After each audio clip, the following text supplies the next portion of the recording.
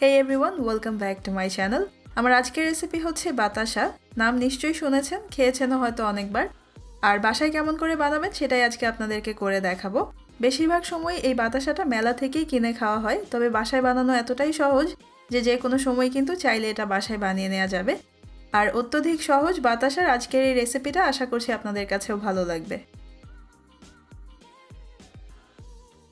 বাতাসা বানানোর আগে যেখানে বাতাসাটাকে আপনারা ঢেলে নেবেন বা যেখানে সেট করবেন সেই পাত্র অথবা জায়গাটাকে রেডি করে নিতে হবে। আর এজন্য আপনারা চাইলে এরকম ফয়েল পেপার অথবা পার্চমেন্ট পেপার অথবা যে কোনো ননস্টিক পাত্র বা বেকিং ট্রে ইউজ করতে পারবেন। বাতাসা বানানোর জন্য এখন চুলায় মিডিয়াম আছে আমি একটা হেভি বটমড সসপ্যান বসিয়ে নিয়েছি।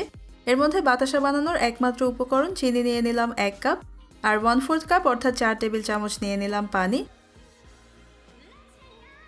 মিডিয়াম আঁচে রেখে এখন নেড়ে চেড়ে চিনিটা পুরোপুরি গলে যাওয়া পর্যন্ত অপেক্ষা করব।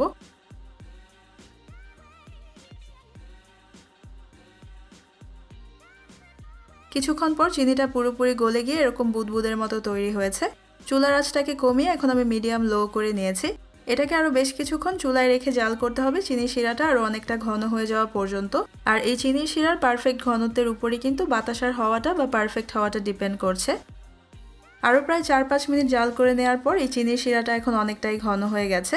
আর বাতাসার জন্য এই শিরাটা পারফেক্ট হয়েছে কিনা সেটা চেক করার জন্য এরকমভাবে নাড়ানিতে কিছুটা শিরা তুলে ঠান্ডা করে নিয়ে তারপর 2 আঙ্গুলের মাঝে নিয়ে টেনে ধরলে যদি আপনারা দেখেন যে এরকম জালের মতো তৈরি হচ্ছে বা অনেকগুলো তারের মতো তৈরি হচ্ছে তাহলে বুঝতে হবে এই শিরাটা হয়ে গেছে।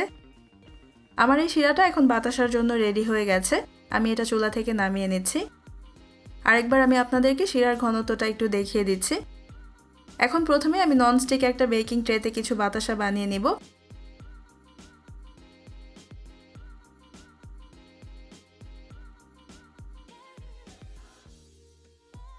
এরকম একটা চামচে কিছুটা শিরা তুলে নিয়ে আমি বেকিং ট্রের উপর এভাবে করে ফেলছি।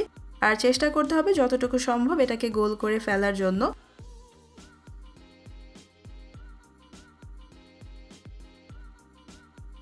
ট্রেতে কয়েকটা বানিয়ে নেওয়ার পর বাকিগুলো এখন আমি বেকিং পেপারের উপর বানিয়ে নিচ্ছি। আর এই বেকিং পেপারটাকে আমি সরাসরি আমার কিচেন কাউন্টারের উপর রেখেছি, বাট আপনারা চাইলে যে কোনো ট্রের উপর বসিয়ে নিতে পারবেন। আর এই যে কাজটা কিন্তু খুব তাড়াতাড়ি করতে হবে কারণ চিনির শিরাটা খুব জলদি জমে যায় বা শক্ত হয়ে যায়। কিছু বাতাসা বানিয়ে নেওয়ার পর যখন দেখবেন যে চিনির শিরাটা এরকম শক্ত হয়ে জমে গেছে তখন আবার 1 বা 2 টেবিল চামচ পানির সাথে এটাকে চুলায় বসিয়ে জাল করে আবার কিছুটা ঘন করে নিয়ে একইভাবে আপনারা বাতাসা বানিয়ে নিতে পারবেন। এখন এগুলোকে আমি রেখে দিচ্ছি কিছুটা ঠান্ডা হয়ে যাওয়ার জন্য। কিছুক্ষণ পর এই বাতাসাগুলো এখন ঠান্ডা হয়ে শক্ত হয়ে গেছে। এখন এগুলোকে আমি এখান থেকে তুলে নিচ্ছি।